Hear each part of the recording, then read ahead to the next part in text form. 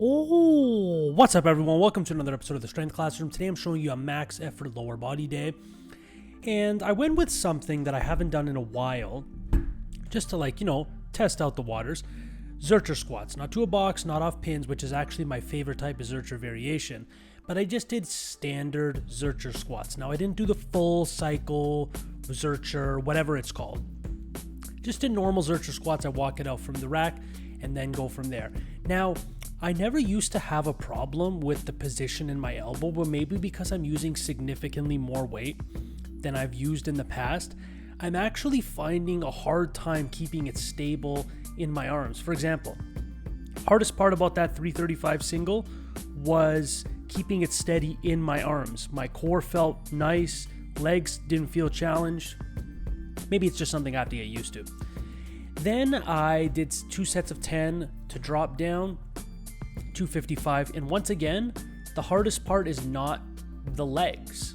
So I'm definitely not, I wouldn't consider this a squat variation, even though it is, or a leg exercise. Let's say if I use it as assistance, I wouldn't put it in place of something that's leg dominant, just because that's not the area that I find being challenged the most. Then I did some cambered bar good mornings, and you'll see I put a little twist on it next. These are going to be a staple going forward on my max effort lower days. I'll either do a squat or a deadlift, most likely a squat, and then some cambered bar good mornings. Now, to make this exercise even better and it lights up your whole posterior chain even more, hook up some forward-facing bands. And just even standing there, you have to engage your posterior chain. This almost gives a similar feel to a Romanian deadlift, just because of, I guess, the angle of the pull. But so for all you people out there that are always debating what's better, Romanian deadlifts are good mornings, and maybe this is something you two groups of idiots can agree on instead of arguing. Then I did some glute ham raises.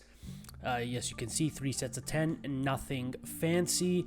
And I did some slight elevation of the pad. So definitely the feel of my hamstrings is very different. I don't know if it's better or worse. I just feel that it's different.